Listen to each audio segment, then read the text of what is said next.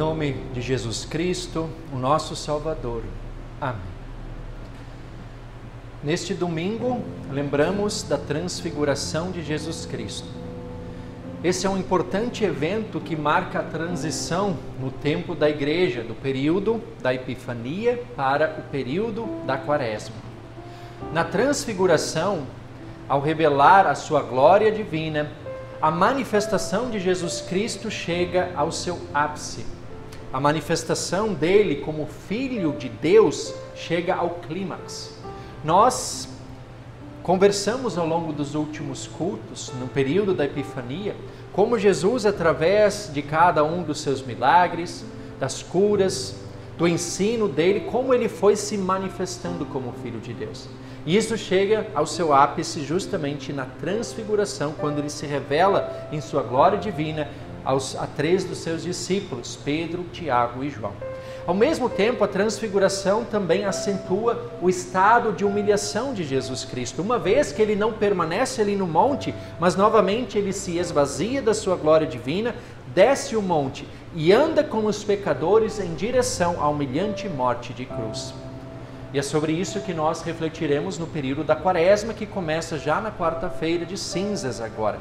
Nós refletiremos sobre a caminhada de Jesus rumo à cruz. Quando lemos o texto da transfiguração, conforme o relato de Lucas, que foi lido hoje, uma coisa que chama atenção é a espontaneidade de Pedro, que, maravilhado com aquela visão gloriosa de Jesus Cristo, reluzente, brilhante, em sua glória divina, ao lado de 3 ilustres personagens do Antigo Testamento, Moisés representando a lei e Elias representando os profetas. Diante disso, Pedro, maravilhado, exclama: Mestre, como é bom estarmos aqui. Façamos 3 tendas, uma para o Senhor, outra para Moisés e outra para Elias. Pedro estava extasiado com aquela visão gloriosa. Ele queria continuar ali. Uma explicação que costumamos ouvir para esse texto é que, assim como Pedro esteve alegre e tinha prazer em estar ali na presença de Jesus, também nós devemos ter prazer em estar na presença de Jesus. Foi o que eu falei aqui para as crianças, né? Como é bom estarmos mais uma vez aqui, na casa do nosso Deus, na presença de Jesus, ouvindo o que Ele tem a nos dizer. E através dessa palavra, ainda hoje Jesus continua revelando a sua glória, que foi para a nossa salvação. E assim nós somos fortalecidos para um dia também habitarmos com Ele por toda a eternidade. E como será maravilhoso estar definitivamente depois, lá no céu, na vida eterna, estar diante da glória de Jesus para todos sempre. Essa é uma aplicação muito comum. E é válida, né? E ela é muito bonita e nós devemos usá-la. Mas hoje eu quero trazer uma perspectiva diferente, inclusive, né? Que é, na verdade, a principal ênfase desse texto, né? Porque se nós prestarmos atenção no relato, nós perceberemos que essa ênfase de bom é estar na presença de Jesus não é a principal ênfase desse relato de Lucas sobre a transfiguração. E para a gente entender qual de fato é a verdadeira ênfase do relato de Lucas da transfiguração, é necessário que a gente volte um pouquinho antes no texto e entenda todo o contexto anterior, a temática anterior. E aí nós começamos a partir do versículo 18, versículos 18 a 21 deste capítulo 9, que temos lá o relato da confissão de Pedro. É aquele texto que todos nós conhecemos também, quando Jesus pergunta aos seus discípulos quem as pessoas dizem que eu sou. E aí então eles dizem, alguns dizem que o Senhor é João Batista, outros dizem que é Elias e outros dizem que é um antigo profeta. E aí Jesus direciona a pergunta aos seus discípulos: e vocês, quem vocês dizem que eu sou? E aí Pedro prontamente responde: tu és o Cristo de Deus.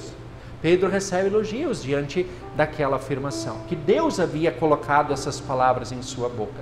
Mas logo em seguida, Jesus então fala também a respeito da sua rejeição, do seu sofrimento, da sua morte de cruz. E logo em seguida, justamente nos versículos anteriores ao relato da transfiguração, Jesus adverte que aqueles que querem ser seus discípulos, que estes também deverão estar dispostos a tomar a sua cruz e seguir a Jesus. Assim nós já temos uma direção de qual é o tema, qual é a temática anterior a este texto da transfiguração. A temática aqui é cruz e sofrimento. O texto imediatamente anterior, o relato, a narrativa anterior à transfiguração, é sobre cruz e sobre sofrimento. E, para nossa surpresa, o tema na transfiguração continua sendo o mesmo. É só a gente prestar atenção no conteúdo da conversa entre Jesus, Moisés e Elias. O texto diz: e eis que 2 homens falavam com ele. Eram Moisés e Elias, que apareceram em glória e falavam da morte de Jesus que ele estava para cumprir em Jerusalém. Então a gente percebe que a temática, o contexto continua sendo o mesmo. Sofrimento, morte, cruz. Mas parece que diante daquela visão gloriosa, com Jesus transfigurado, suas roupas brilhantes, tudo isso fez com que o conteúdo da conversa passasse despercebido a Pedro. E convenhamos, é muito mais interessante uma visão gloriosa do que um assunto desagradável como o sofrimento e a morte. Pedro estava maravilhado com aquela visão gloriosa. Quando Moisés e Elias começaram a se afastar, Pedro sugere que se façam 3 tendas, uma para Moisés, uma para Jesus, outra para Elias. Pedro não queria que aquele momento terminasse. E aqui nós temos um ponto agora que muitas vezes passa muito mais despercebido do que o próprio conteúdo da conversa entre Jesus, Moisés e Elias. Prestem atenção no relato. Logo após Pedro sugerir que seria bom eles permanecerem, continuarem ali, o texto diz: Pedro, porém, não sabia o que estava dizendo. Enquanto assim falava, veio uma nuvem e os envolveu, e ficaram com medo ao entrar na nuvem, e dela veio uma voz que dizia: este é o meu filho, o meu eleito, escutem o que ele diz. Numa leitura superficial, rápida, talvez a gente não perceba nada demais nesse relato. Mas a verdade, se nós analisarmos bem as palavras, nós perceberemos que Pedro está sendo admoestado. Pedro está sendo repreendido. E Lucas dá a entender que Pedro falava sem saber o que estava falando. Era algo sem noção. E isso é confirmado, inclusive, pela nuvem. Pedro falou aquilo imediatamente. Ele e os seus companheiros foram envolvidos por uma nuvem. Eles ficaram com medo. E dessa nuvem veio a voz: este é o meu filho, o meu eleito, escutem o que ele diz. É como se, no momento em que Pedro sugeriu aquilo, imediatamente Deus chamou a atenção dele. É como se Deus dissesse para Pedro: menos Pedro, calma, fique na sua. O meu filho ainda tem uma missão, e a principal missão para cumprir. É necessário ele voltar, descer do monte, ele não pode permanecer aqui. Por isso, escutem o que ele diz. Prestem muita atenção no que ele diz. E parece que Pedro já havia esquecido aquilo que Jesus tinha dito há poucos dias atrás. Justamente quando da sua confissão, da confissão que o próprio Pedro fez. Logo depois, Jesus ele deixou claro que antes de desfrutar plenamente de sua glória, era necessário ir até Jerusalém, sofrer injustamente e morrer numa cruz. E que também os seus discípulos deveriam estar dispostos a tomar a cruz e segui-lo. Ou seja, Jesus já tinha deixado claro que a cruz, o sofrimento eram inevitáveis. Mas podemos até questionar, mas o que há de errado em querer ficar ali no monte diante da glória de Cristo, já que isso é algo tão maravilhoso? O problema é que permanecer ali seria uma maneira de evitar a cruz e o sofrimento, que eram necessários. Pedro estava fazendo algo semelhante do que ele já havia feito logo após a sua confissão. Quando Jesus disse que teria que sofrer e morrer, o que Pedro disse? Não, jamais eu vou deixar que isso aconteça. E o que Jesus disse para Pedro? Saia da minha frente, Satanás. Naquela ocasião, Pedro quis desviar Jesus do caminho da cruz. Lá, logo após a sua confissão, ele fez isso de maneira consciente. Eu acho que aqui no relato da transfiguração foi bem mais inconsciente. Ele estava tão maravilhado com aquela visão que ele inconscientemente, na verdade, propôs a mesma coisa. Não, vamos ficar aqui, deixa a cruz de lado. E qual é o problema em evitar o sofrimento, a cruz e a morte? Afinal, são coisas terríveis, desagradáveis. O problema é que se não houvesse sofrimento, cruz e morte, não haveria perdão dos pecados, não haveria vida, não haveria salvação eterna. A morte injusta do Filho inocente de Deus era o único caminho para que nós pudéssemos novamente sermos reconciliados com o nosso Pai Celestial. Mas o ser humano, ele em sua natureza corrompida, sempre de novo vai tentar evitar o caminho da cruz. Era o que Pedro sugeria ao querer permanecer ali no monte. E é o que muitas vezes vemos muitos hoje em dia fazendo e ensinando por aí. E é o que nós muitas vezes também gostaríamos. Queríamos, se fosse possível, sempre e de todas as maneiras possíveis, evitar o sofrimento, evitar a cruz. Almejamos uma vida cristã vitoriosa, queremos esconder os nossos fracassos, tentamos mostrar uma disposição positiva ao mundo. Porém, não raras vezes acabamos sendo desonestos, acabamos sendo falsos conosco mesmos e também com os outros. Lutero chama esse tipo de espiritualidade de teologia da glória. É óbvio que a proposta de Pedro era muito mais atraente do que encarar a cruz. É natural do ser humano querer sucesso, vitória, saúde, prosperidade e felicidade. E é por isso que vemos tantos Pedros por aí nos dias de hoje. Religiões e seitas oferecendo milagres, curas, libertação, experiências extasiantes, prosperidade material, sucesso, saúde, felicidade. Em vez de confrontar o pecado das pessoas para que se arrependam dos seus pecados e recebam o perdão, muitos falsos profetas massageiam o ego dos seus ouvintes, fazendo-os acharem que são mais importantes que o próprio Deus e que eles têm o direito de exigir qualquer coisa que desejem de Deus. É claro que isso é muito mais atraente do que falar de pecado, falar de cruz, falar de sofrimento. E é por isso que essas religiões prosperam tanto, é por isso que elas reúnem tantas pessoas, porque elas oferecem aquilo que agrada ao ser humano pecador, mas ignoram o caminho pelo qual Deus veio ao mundo e nos reconciliou consigo mesmo, que foi o caminho da cruz e do sofrimento de Cristo. E quando esse caminho é ignorado, infelizmente muitas pessoas são conduzidas a passos largos em direção ao inferno.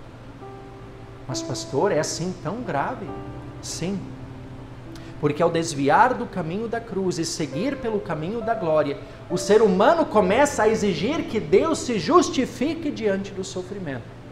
Quando não alcança a cura, quando não alcança a prosperidade, o sucesso que o ser humano almeja, deseja alcançar.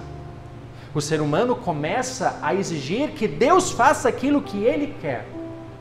E isso está errado. É como se um filho agora quisesse mandar nos seus pais. Quem tem autoridade? Os pais ou os filhos? São os pais. E assim é na nossa relação com Deus. É Deus quem tem autoridade. E Deus usa essa autoridade para o nosso bem, conduzindo todas as coisas conforme a sua santa vontade e não conforme os nossos desejos. Outro detalhe importante que muitas vezes a teologia da glória ignora é que até as melhores famílias cristãs estão sujeitas a enfrentar problemas, conflitos, dificuldades financeiras, crises emocionais, problemas de saúde, vícios, tragédias. O que diriam os teólogos diante disso? Diante dessas situações, quando cristãos fiéis passam por dificuldades? Mas não se enganem, eles têm resposta. E a resposta é semelhante aos amigos de Jó, que diante da desgraça de Jó também disseram: você deve ter cometido algum pecado. A sua fé é fraca. Creia e Deus vai te dar tudo aquilo que você merece, tudo aquilo que você deseja. É isso que eles dizem. E aí eu pergunto, será que isso traz consolo se a pessoa sofre e de repente ouve que a fé é fraca, que ela precisa crer mais do que ela já crê? Será que isso é consolador? Claro que não. Isso muitas vezes leva pessoas a se desesperarem, a se frustrarem ainda mais e pode afastar definitivamente uma pessoa de Deus. Vamos usar um exemplo prático. Imagine uma pessoa que luta contra um vício, drogas, álcool ou qualquer outro vício. E muitas vezes a gente sabe que essas pessoas estão sinceramente dispostas a deixar esse vício. Mas a gente sabe também que recaídas muitas vezes são inevitáveis e elas de fato vão acontecer ao longo da jornada.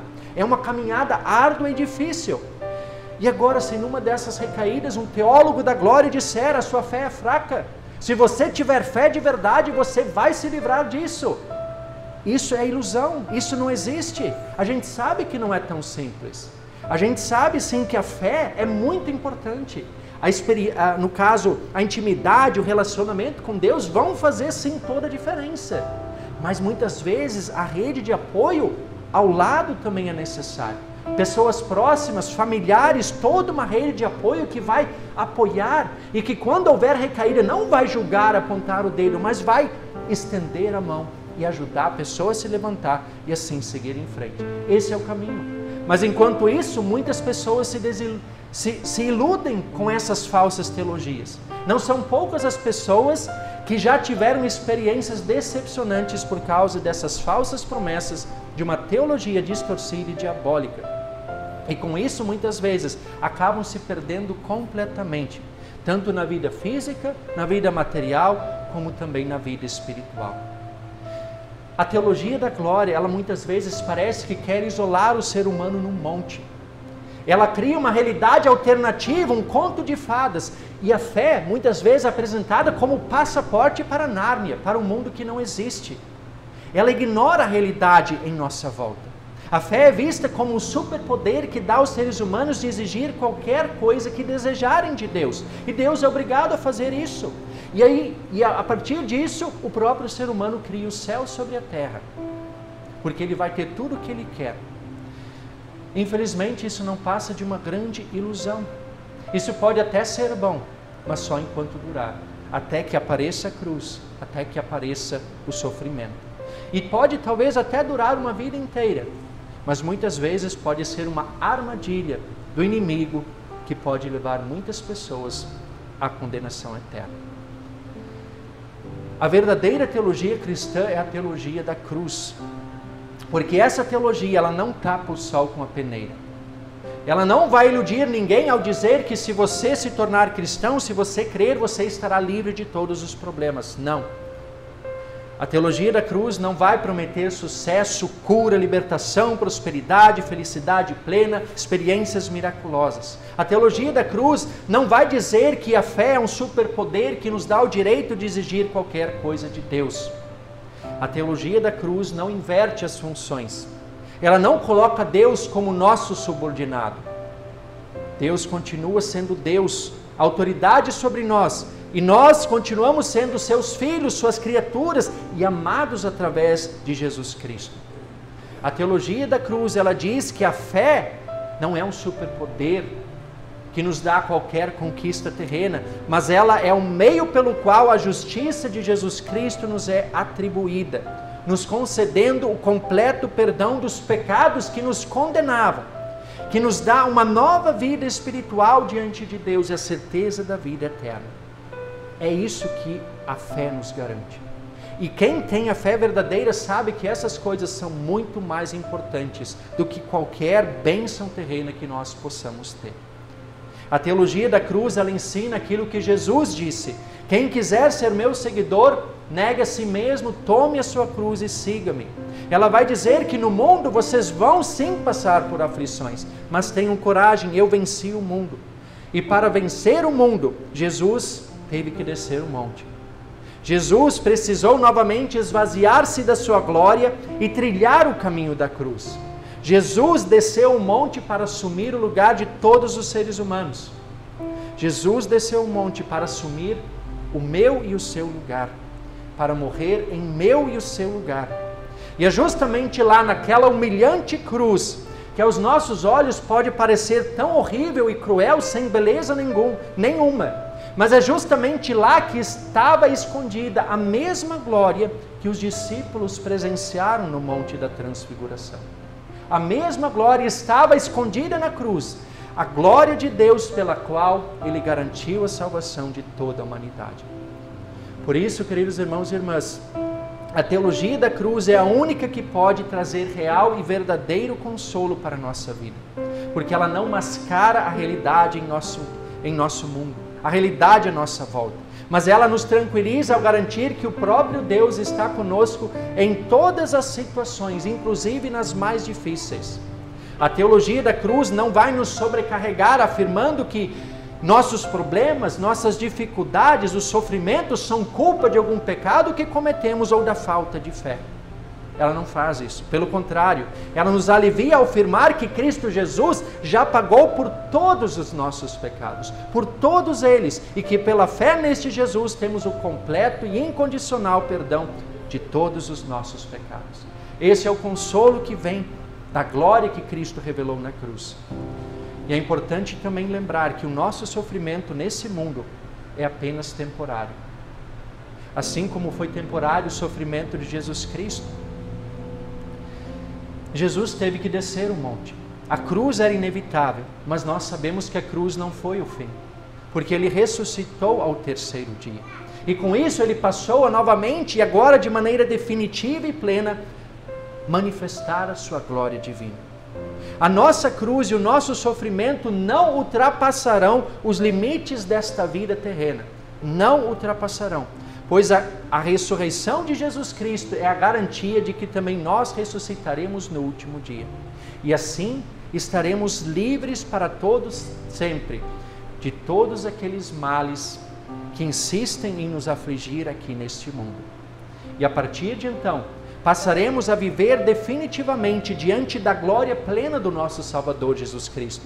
Glória que os discípulos tiveram um pequeno vislumbre no Monte da Transfiguração, mas que nós e todos os crentes contemplaremos por toda a eternidade. Nós mesmos teremos os nossos corpos glorificados, a exemplo do corpo do próprio Cristo. Paulo fala isso em Filipenses no capítulo 3, que também nós, em nossos corpos, seremos glorificados. E lá naquele lugar, no novo céu e na nova terra, um lugar maravilhoso, com nossos corpos glorificados, ali nós poderemos exclamar como Pedro exclamou no Monte da Transfiguração. Pedro talvez tenha se precipitado, mas quando nós estivermos lá, não haverá receio. Todos nós poderemos exclamar, sem receio de ter que descer o monte de novo. Não, poderemos exclamar: bom é estarmos aqui. E aqui viveremos felizes para todos sempre. E esse dia vai chegar, podem ter certeza. É só uma questão de tempo.